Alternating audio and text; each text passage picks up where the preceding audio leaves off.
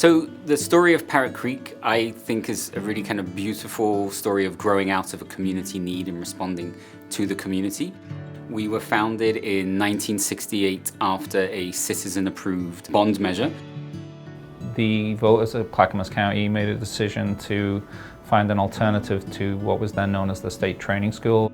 Finding a way of not allowing youth to go further into the system, to work with families, to work with youth, to prevent them from getting any further into systems that are not helpful to them.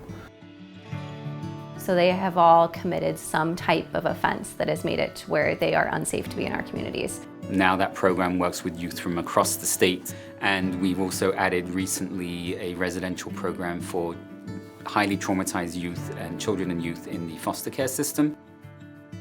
Adverse childhood experiences are a set of 10 experiences that a child might have that can be detrimental to not just their health, but to their social development. Now, just because you have a series of adverse childhood experiences doesn't mean you're going to end up a criminal. Those experiences can be mitigated, and most often they're mitigated by having at least one adult in your life who contributes to your life meaningfully. Most of them have a common denominator of having a huge trauma that's happened in their life, and that typically is wrapped into some other behavioral issues. So when they are here, we're really working on their past trauma along with their behavioral issues. And some of you need to do that thing. Who you are in your worst moment isn't all of who you are. And so the ability to help a youth identify not just what they've done, but how they can push through it, how they can heal themselves, how they can heal if they've hurt someone else, is key to a youth's success as an adult. So we're trying to use what they already know and what they already have to build on, and hopefully give them more tools to be more successful and use their skills in a different way. We want to build a relationship with you. We want to be regulated with you in that we're not going to treat you in the way the system has normally. We're going to be open to creating something that is useful for you so that you don't ever have to come back to a place like this in the future. We try our best to provide as many different enrichment activities for our kiddos when they're in care as possible. Our youth typically haven't been successful in a traditional class setting, and that is a huge trauma trigger for a lot of our kiddos, knowing that they're going to have to sit in class and have very high educational expectations. So it's been wonderful trying to address some of their educational trauma and show them that everybody can be a student and everybody can have success in the classroom.